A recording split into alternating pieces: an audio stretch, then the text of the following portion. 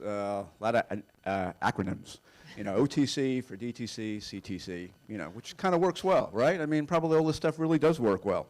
You know, and that's why I think they're made for each other, and we know where this comes from. I mean, originally, traditionally, direct response advertisers on TV were able, one of the first ones able to sort of get engagement data from putting on their ads just by getting those 800 numbers, you know, I mean, rough as it was. You know, and probably Jesse could speak to this later, you know, about how those performance levels work. And, you know, now we have, you know, by reckoning some 400 new DTC brands over the last few years since about 2012. You know, Casper, Peloton, Wayfair, Blue Apron, TripAdvisor, Hotels.com, just to name a few. Connected TV, a subset of OTT, is expected to hit $13 billion this year. Still a long ways from linear TV's $70 billion. But that said, and we've seen some money from the digital-first DTC advertisers move back into TV. Not much, but it's growing. Some of the traditional networks have said that, you know, it was a big reason why the upfronts, the traditional linear, live linear TV upfront was so strong as it was. I don't necessarily think that way, but, you know, I mean, you know, they obviously they wanted, they were looking for other reach. Maybe when it comes to what more brand advertisers get, you know, supposedly around 140 million in TV commercials. So anyway, we have two experts here, right over here. Marissa Jimenez, president of MediaPost, and Jesse Math, VP of Social and OTT of ForwardPMX. Maybe you guys could just go into, you know, what exactly are your responsibilities there? Yeah, sure. Yeah, I can go go ahead. first. So my name is Marissa Jimenez, as Wayne mentioned. I lead the MediaPost team. MediaPost is a specialized agency within Group M, and we focus on advanced TV. And how do we define advanced TV? It's really about the application of data that goes beyond age, gender. So really finding that custom audience using first and third party data sets to inform how we go to market in the TV ecosystem exclusively. And ultimately, it's all measured in a test and control environment using those same first and third party segments that we used up front for targeting. That was a very buttoned up answer. I'm going to make something up on the spot right now. You give the unbuttoned up answer. Yeah. So I'm Jesse Math, ForwardPMX. We've been a performance marketing agency for pushing 30 years now, starting off in the direct mail space and quickly evolving a very strong search practice, and then display and social after that. In the past couple of years, we've really been pushing our brand partners on what it means to drive performance and what a performance plan looks like in today's day and age. Certainly, if we accept that, you know, display ads, which are generally accepted as a part of a performance media plan, if you know, as performance marketers, what we're trying to do is change consumer behavior, get consumers to do things that they wouldn't have done without the media investment. Certainly, if a 300 by 250 can do that, we've been talking to our brand partners how, you know, OTT, sight, sound, and motion, full screen, sound on, non-skippable premium video can do that for performance as well. So, good job. So what results have you seen now that, you know, some of these digital first DTC advertisers moving into TV, I guess OTT, maybe not at the same time, and what are the issues? Well, we know what some of the issues are, but let's start out where you've seen some of the benefits for your clients. Yeah, for sure. So first I would expand the definition of DTC, right? Of course, the list that you mentioned is of course D2C, but there's a D2C movement with legacy brands as well, with the Nikes of the world also selling through e-com indirectly.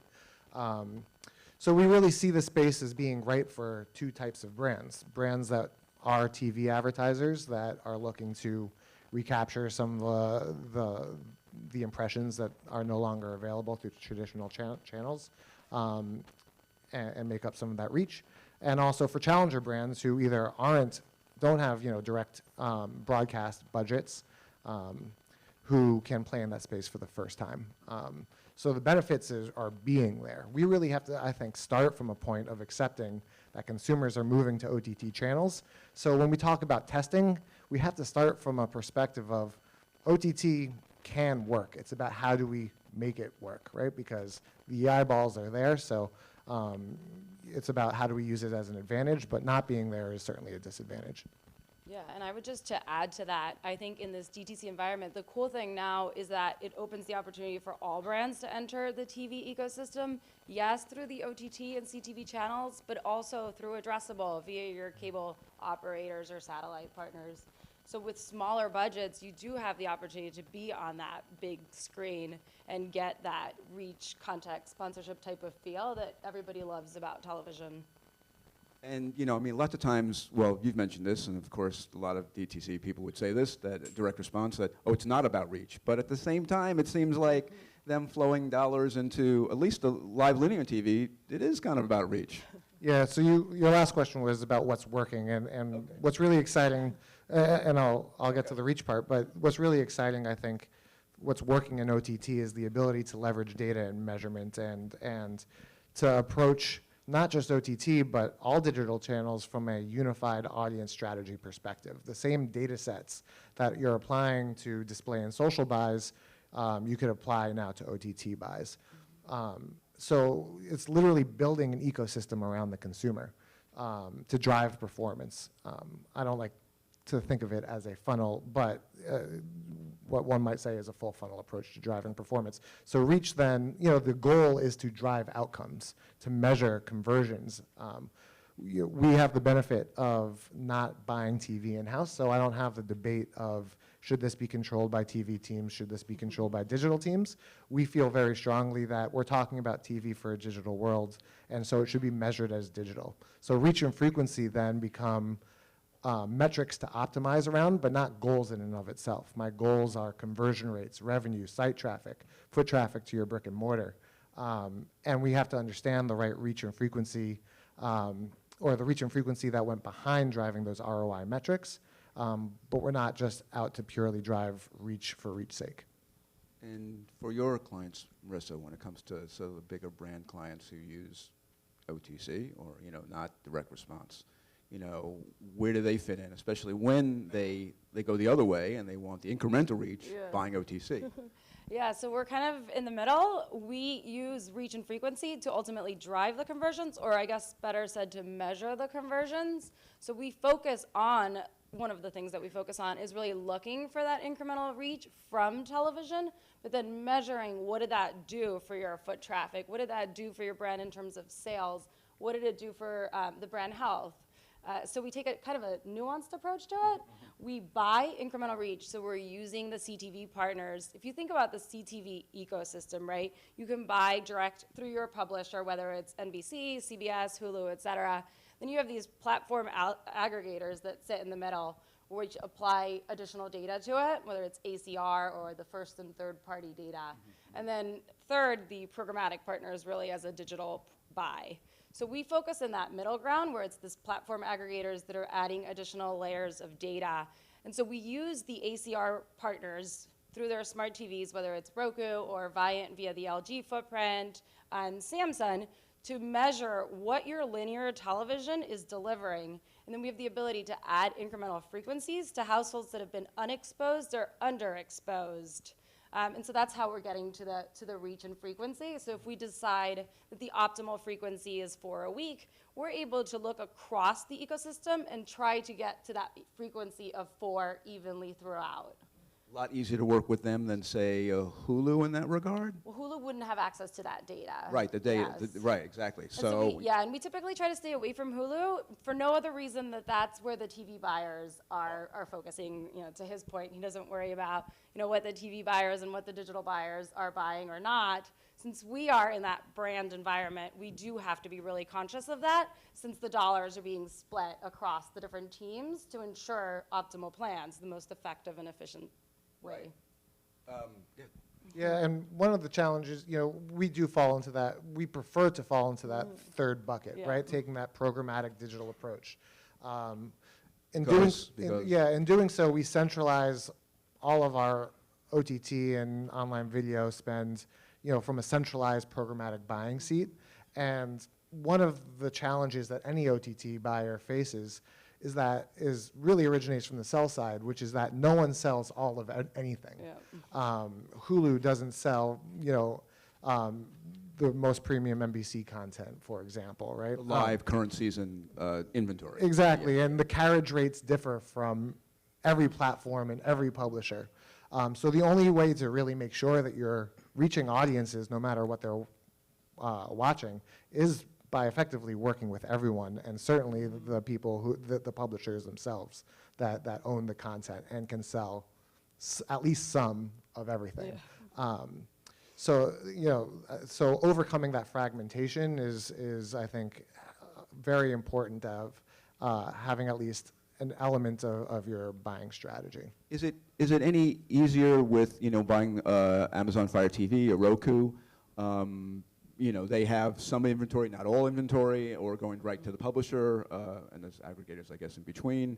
But with Roku, supposedly you don't get all the data that Amazon might give you a little more, but maybe not that much. So, first of all, I think we have to, as an industry, no matter what channel we're talking about, stop saying the data. To my Facebook friends over there, like when we say things like Facebook is selling your data, which I know is not a true statement, or that scares people. That only scares people, right? So in this case, when we're talking about data, there's at least two different kinds of data. There's data that we as buyers are controlling, which is first, second, third-party data. Then there's ACR data, and then there's the first-party data of the platforms themselves, kind of three different buckets. So there's a time and a place for sure to do deals directly with Amazon Fire, with Roku. Both of those are platforms that have examples of rich first-party data that there's a time and place for tapping into. But they don't share IP address. Amazon is beginning to, but it's really only Discovery. And Roku doesn't at all. And Roku doesn't at all, which really removes them from the programmatic landscape, if you will. So and my brands are running on Amazon Fire TV devices. They're running on Roku devices, but they're running on those devices because my buys with Tubi TV, for example, are happen to be running on those platforms because they share IP, which means that we can cross-device it, apply data, and measure it. But you said earlier, you told me that you buy a lot, say, from Turner. You go right to Turner. Turner in this day and age and landscape is almost not synonymous, but I would look at a Turner the same way that I would look at a Tubi. So my deals are with Tubi, with Turner, with NBC, with ESPN, Right. with Crackle, with The right to the publisher. et cetera. Yes. And we go right on the other side of it. We typically do. This isn't all of the time, but we typically go with the platforms because we're looking for that additional data, to his point. We're looking for that first, third party, and then the platform subscription-based viewership data and kind of the merging of the two.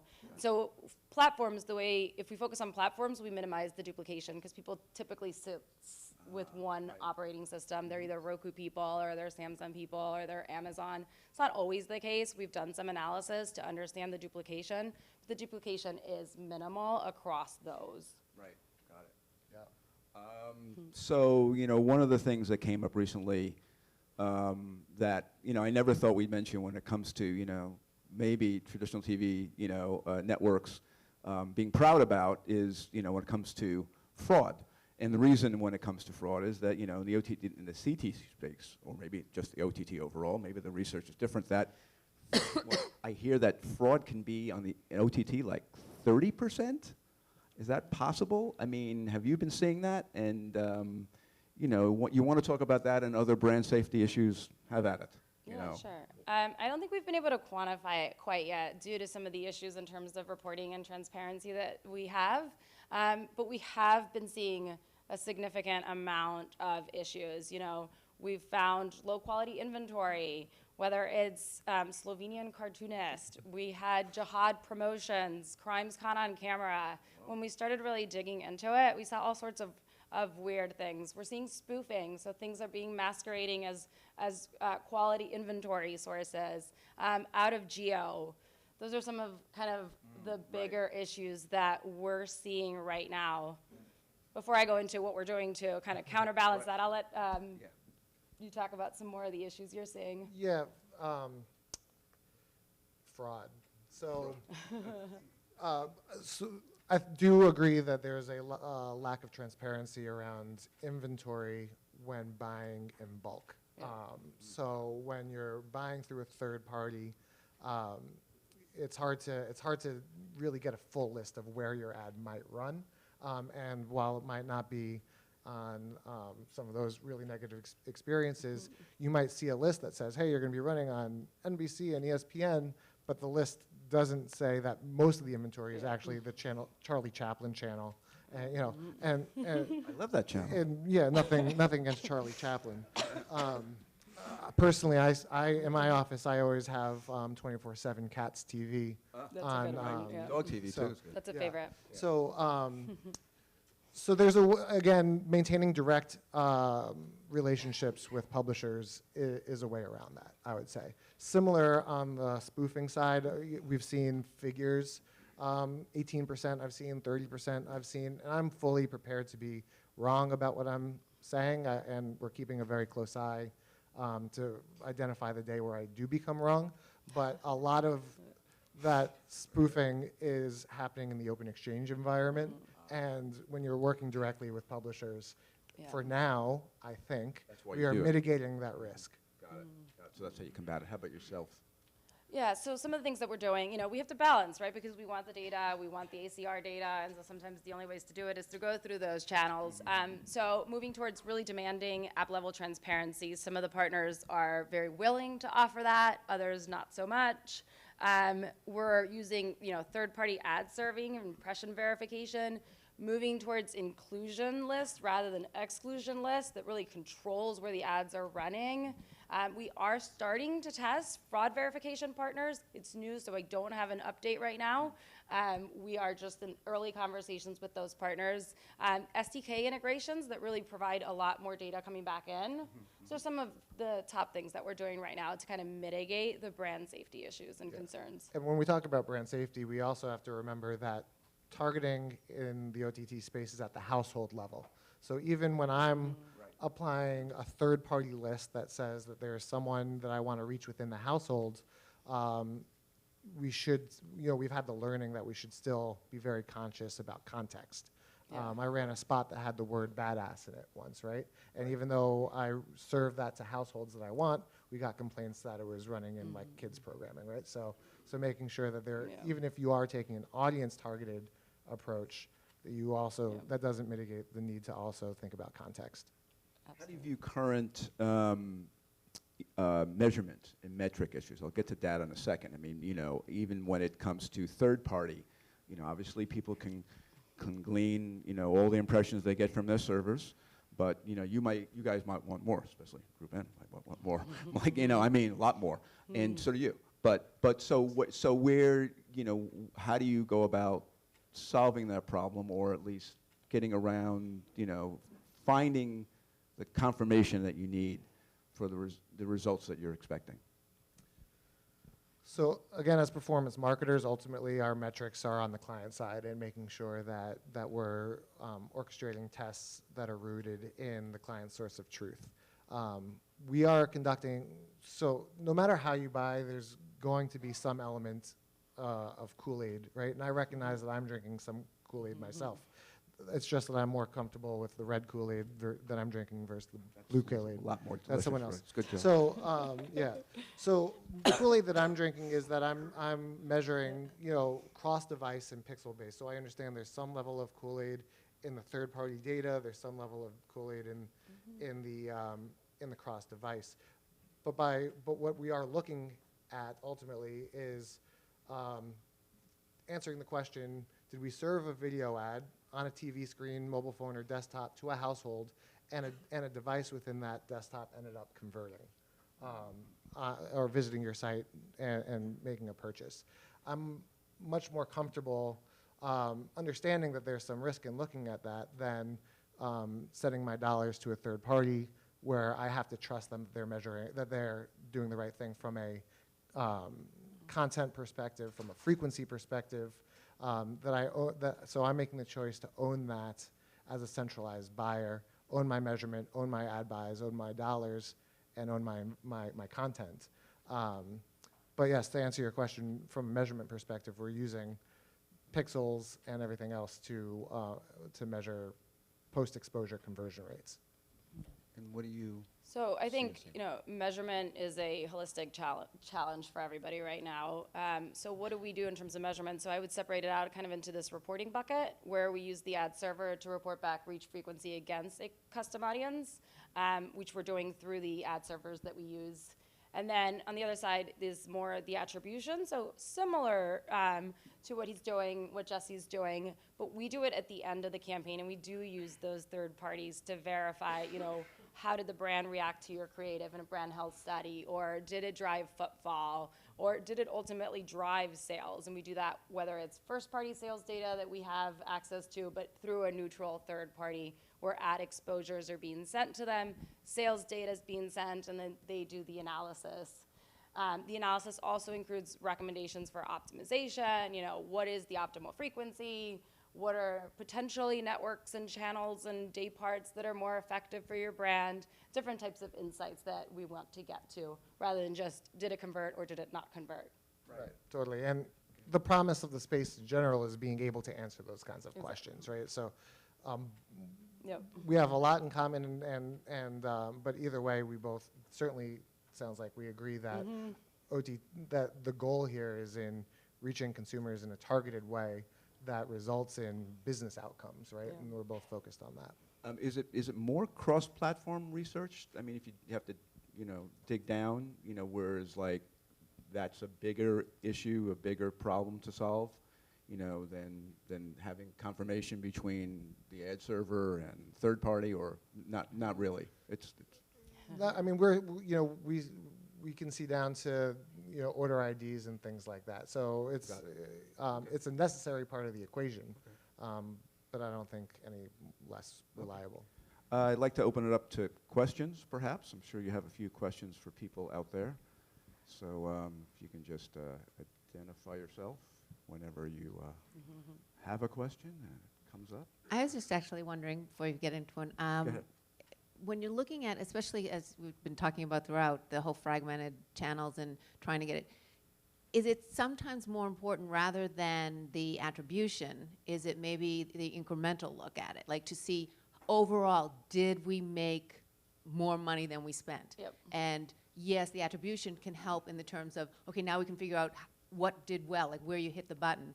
But aside from that, maybe it doesn't tell you what to do forward because that could change. I mean, how do you guys, you know, what's your priority? I mean, I think they're both a priority, right? Sometimes it is to just prove the overall success of the campaign. It's still a nascent space. People are still kind of a little timid in terms of, should I spend? How much should I spend? So I think the first thing is to overcome that, to say, hey, you spent this, you got this in return. And then once they feel comfortable in that, then we can dig deeper into further analysis in terms of like the optimizations and what can we do better. So it's a work in progress as we bring people through the journey of OTT and addressable. It's very rare, of course, to test OTT in a vacuum, right? So ultimately, the hypothesis that we're testing is, does adding OTT to an existing media mix make the overall media mix work harder? And so we can, one, answer, are we serving ads to people who are converting? And then two, by using test and control, you know, whether it's the geo level or audience level, start to measure some of that incremental lift as well. And that really is the exciting thing about that, the CTV ecosystem in its entirety, is the ability to kind of test whatever you want, because the data is there. Whether it's different data and what partners have what data, the data is available. There's tons of opportunities to test and learn. I got super excited actually about the Freshly Yes. presentation just now. The thought about using paid social as a testing ground to understand what message resonates for different audience types, and then personalize that experience in OTT, where you can use first or third party data to say, hey, who's really busy, and you know, who's maybe a parent, and we're going to talk to them about our, you know, saves time message versus who is thrifty, and we're going to talk about save money. There's really that opportunity for personalization in this space. Oh, we have a question over there. Hey guys, Erin Hauk, ampersand.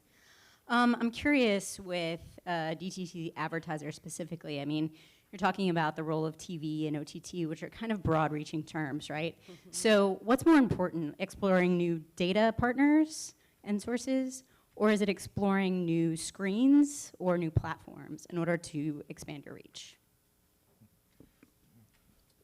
I'm gonna let you answer, because Well, I don't really focus in the DTC environment, so.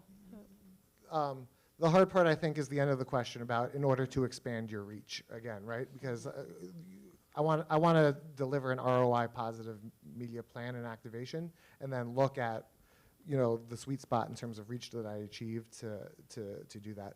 You know, I think it's important to, if there are audiences on platforms, it's important to work with them.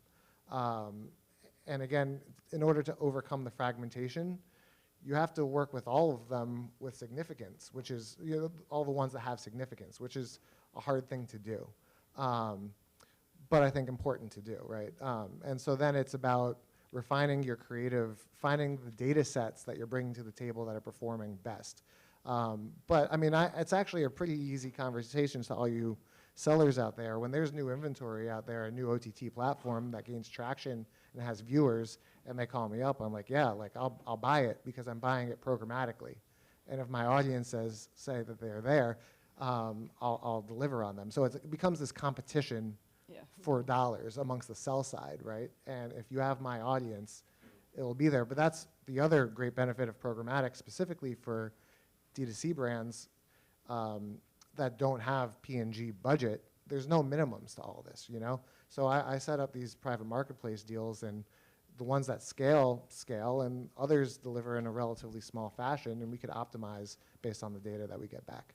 Yeah, I think to that point, probably more data, because we don't need more places to buy the same inventory, which is what's happening. So focus on a differentiator rather than getting access to ultimately the same inventory that everybody else has. Does, we have a question over here. While we're coming over there. Does, how about ad loads? Does it affect you at all, you know, in your decision making when it comes to media buy? I mean, versus linear TV, or just has really nothing to do with it? High, low, doesn't make a difference of OTT. Doesn't make, it No, has, I mean, it's not an issue. It's not an issue. It makes a difference in terms of capacity. What's the available inventory Right. out there? But it hasn't been an issue yet. It hasn't really been a huge topic. Got it. Yeah, as far as I know, there's actually, publishers tend to be undersold. So Right. there's room to scale Okay. up. As Good. you- Hi, Ashley from Cicerone again. I feel like I'm asking a million questions. Thank you. Okay, good. Keep it So coming. I'm more so in Jesse's world, in the programmatic world. And something that I've been struggling with purchasing connected TV is a lot of our brand clients are asking, well, what show is this going to be on? So obviously that's a educational thing, but something that is not capable in the programmatic world is knowing what shows our ads are being placed on. We can say, okay, it's Hulu, it's Roku, or whatever, but we can't see the show level. So I'm curious, in Marissa's world, can you see the show level? Nope. No. But on Hulu you could. Well, in theory you could. I You know, think, if you yeah. bought it directly through the networks, not Hulu. That's probably the only way, and it's probably going to stay that way.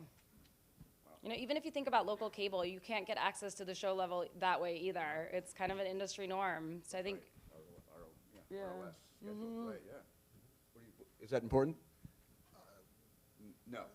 No, you can set up deals for specific genres, you know, but Categories, yeah. I don't have the insight that one show is performing much better than another. One of the things they're discussing is with the partners is to encourage program-specific inventory sourcing. So we'll see where that goes. We try to ask that.